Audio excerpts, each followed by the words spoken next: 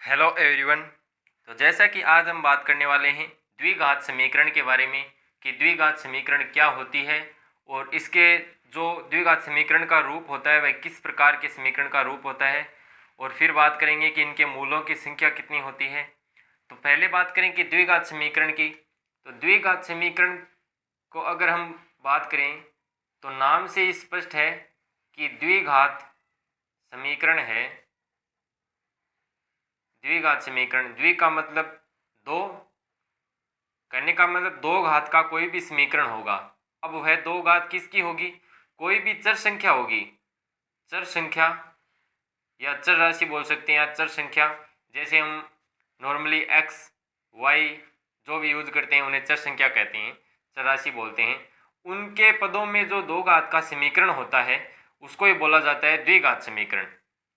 अब उसका जो द्विघात समीकरण का रूप होता है वह किस प्रकार का होता है, तो हम बात करें द्विघात समीकरण के जो व्यापक रूप की होती है। जो द्विघात समीकरण का व्यापक समीकरण है वह किस प्रकार डिफाइन करते हैं।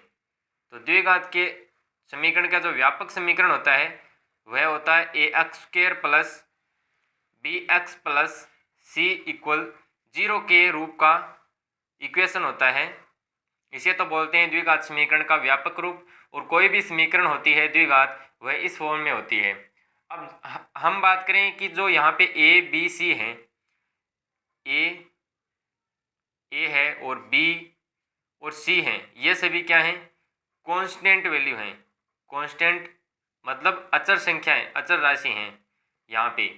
और इसकी एक कंडीशन होती है, यह जो द्विघात समीकरण तभी होगी जब यहाँ पे a इज नॉट इक्वल 0 होगा, क्योंकि a 0 हो जाएगा तो ये वाला पद क्या हो जाएगा? 0 हो जाएगा, और x की स्क्वायर वाला पद तो गायब ही हो जाएगा। तो यहाँ पे दो घात नहीं बनेंगी, चर संख्या या राशि के दो घात नहीं बनेंगी, तो हमारे पास द्विघात समीकरण नहीं प्राप्त होगा। तो इसमें ये कंडीशन ध्यान में रखनी है कि a का मान नॉट इक्वल 0 होता है। हम बात करें यहाँ पे x क्या है? x है अचर, x है चर, क्योंकि अचर तो कांस्टेंट जो ए बी सी हैं वो गुणांक हैं, और यहाँ पे चर क्या है? x है, वो चर का काम करता है, चर राशि बोल सकते हैं, चर संख्या, चर राशि हो गई x। अब हम बात करें इसके मूलों की संख्या की। तो यहाँ पे मूलों की संख्या कोई भी समीकरण हो, यहाँ हम बात करें द्विघात समीकरण की, तो मूलों की संख्या देखी जाती है चर की अधिकतम घात से। मूलों की संख्या बराबर होती है चर की अधिकतम घात। तो यहाँ पे अधिकतम घात की बात करें तो अधिकतम पावर कितनी है? यहाँ पे 2। तो यहाँ पर हमारे पास जो चरों की संख्या, मूलों की संख्या कितनी आ जाएगी? 2 आ जाएगी। तो ये तो हो गई मूलों की संख्या की बात। अब हम बात करें जो हमारे पास ए बी सी हैं, यहाँ पे जो कांस्टेंट वैल्यू है वह क्या क्या हो सकती हैं? यह हो सकती हैं रियल नंबर में से कोई भी संख्या हो सकती हैं, लेकिन इस वाला फॉर्म में बनना चाहिए और ए इज नॉट इक्वल 0 होना चाहिए। ये हो गया द्विघात समीकरण का रूप।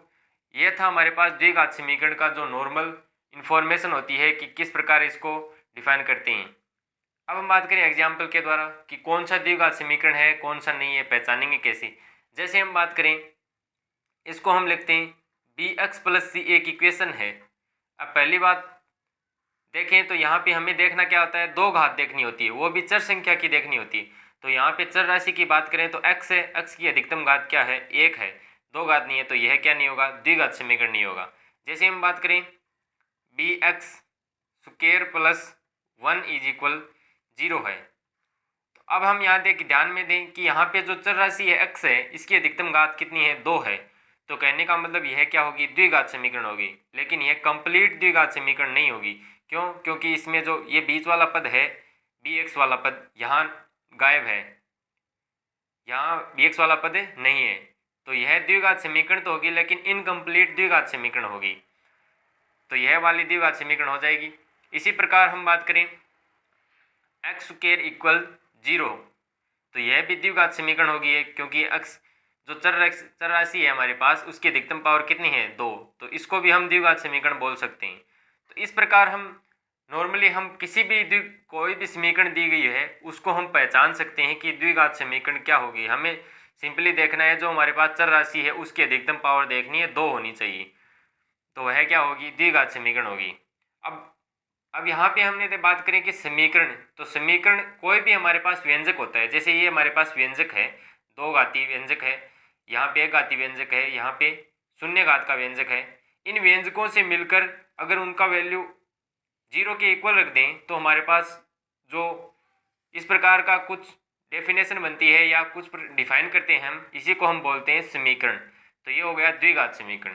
तो ये था हमारे पास आज की क्लास में कि द्विघात समीकरण को किस प्रकार डिफाइन करते हैं, उसका व्यापक समीकरण और उसको कैसे पहचानते हैं, और उसमें मूलों की संख्या कितनी होती है। अगर वीडियो पसंद आई हो तो लाइक शेयर सब्सक्राइब करना ना भूलें। अगले वीडियो में मिलते हैं, तब तक के लिए जय हिंद, वंदे मातरम।